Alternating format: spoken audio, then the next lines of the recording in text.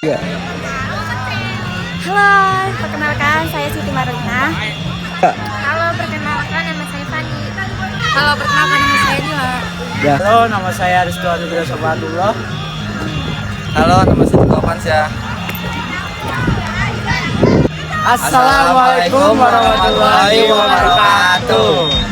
Halo semuanya, di sini kami dari kelompok Burhanuddin.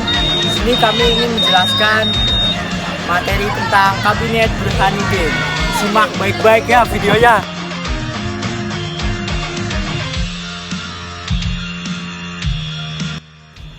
Latar belakang Kabinet Burhanuddin Harahap.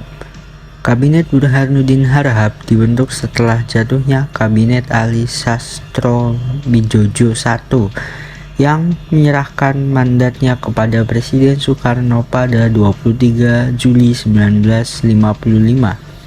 Wakil Presiden Muhammad Hatta kemudian mengumumkan 3 nama calon formatur kabinet baru, yaitu Wilopo, Sukiman, dan Asaat. Namun ketiga calon ini sepakat untuk menunjuk Hatta sebagai Perdana Menteri sekaligus Menteri Pertahanan. Hatta sendiri menolak tawaran tersebut karena masih menjabat sebagai Wakil Presiden. Hatta kemudian memilih Burhanuddin Harahap, anggota Partai Masyumi, sebagai formatur kabinet. Burhanuddin Harahap pada awalnya menolak permintaan Hatta karena merasa tidak memiliki pengalaman dan dukungan politik yang cukup. Namun setelah mendapat dukungan dari beberapa partai besar seperti PNI, NU, dan PSI, ia akhirnya bersedia membantu kabinet. Burhanuddin Harahap berhasil menyusun kabinet yang terdiri dari 20 orang menteri dan 13 partai politik. Kabinet ini dilantik oleh Presiden Soekarno pada 12 Agustus 1955. Program kerja Kabinet Burhanuddin Harahap memiliki beberapa program kerja utama, di antara lainnya yaitu menyelenggarakan pemilihan umum pertama di Indonesia pada tanggal 29 September 1955. Pemilu ini diikuti oleh 28 partai politik dan 2 organisasi perjuangan. Hasil pemilu menunjukkan bahwa tidak ada satu partai pun yang mendapat mayoritas suara. Partai Masyumi mendapat suara terbanyak untuk DPR, sedangkan PNI mendapat suara terbanyak untuk konstituante. Menyelesaikan masalah Irian Barat yang masih dikuasai oleh Belanda, kabinet ini mengirim delegasi ke Perserikatan Bangsa-Bangsa untuk memperjuangkan hak Indonesia atas wilayah tersebut. Kabinet ini juga mengadakan konferensi dengan Belanda di Jenewa pada November 1955, tapi tidak menghasilkan kesepakatan. Menanggulangi pemberontakan DI-TII yang dipimpin oleh Kartosoewirjo, kabinet ini mengambil langkah-langkah militer dan politik untuk menumpas gerakan separatis ini. Kabinet ini juga mengeluarkan Undang-Undang Darurat Nomor 12 Tahun 1955 yang memberikan wewenang kepada pemerintah untuk menetapkan daerah-daerah tertentu sebagai daerah darurat militer, melaksanakan program pembangunan ekonomi sosial seperti memperbaiki sistem perpajakan, mengembangkan industri nasional, meningkatkan produksi pertanian, dan menyediakan fasilitas kesehatan dan pendidikan bagi rakyat. Menteri-Menteri Kabinet Burhanuddin Harahap.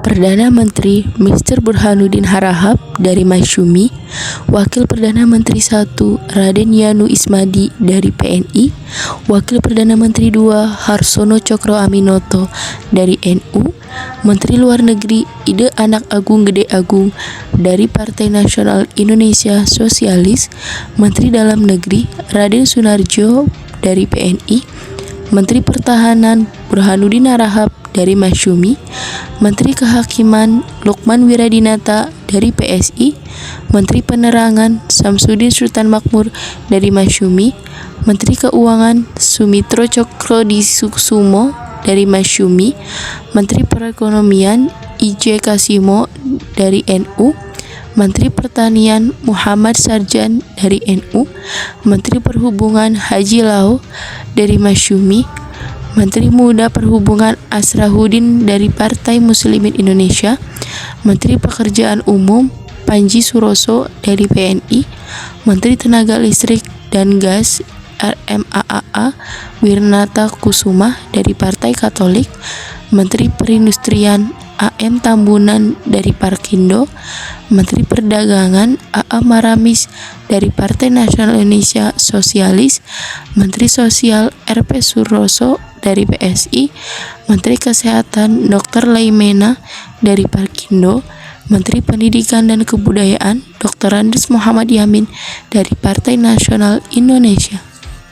Partai pendukung Kabinet Burhanuddin Harahap, yaitu ada Majelis Syuro Muslimin Indonesia, Partai Indonesia Raya, Partai Syarikat Islam Indonesia, Partai Demokrat, Partai Nahdlatul Ulama, Partai Sosialis Indonesia, Partai Katolik Republik Indonesia, Partai Buruh, Partai Rakyat Nasional, Partai Republik Indonesia Raya, Partai Rakyat Indonesia, Partai Kristen Indonesia, dan Partai Independen.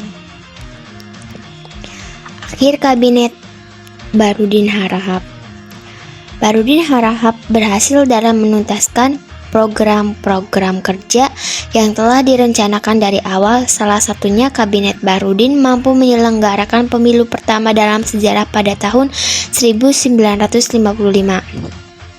Selain itu, situasi sosial politik pada masa kepemimpinannya dapat dikatakan kondusif karena tidak terjadi perpecahan yang berarti. Situasi ekonomi juga cukup baik karena kebijakannya yang mengeluarkan UU anti korupsi mampu mengendalikan situasi ekonomi negara saat itu.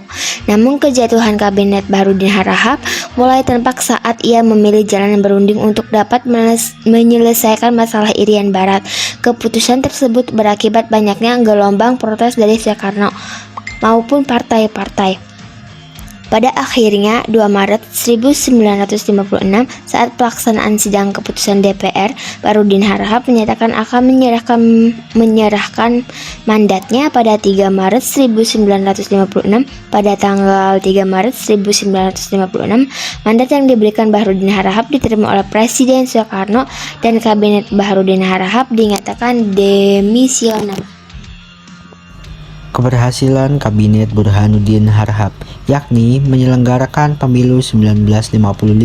Pemilu 1955 merupakan pemilu pertama di Indonesia yang diselenggarakan pada 29 September 1955 untuk memilih anggota DPR dan 15 Desember 1955 untuk memilih anggota Dewan Konstituante.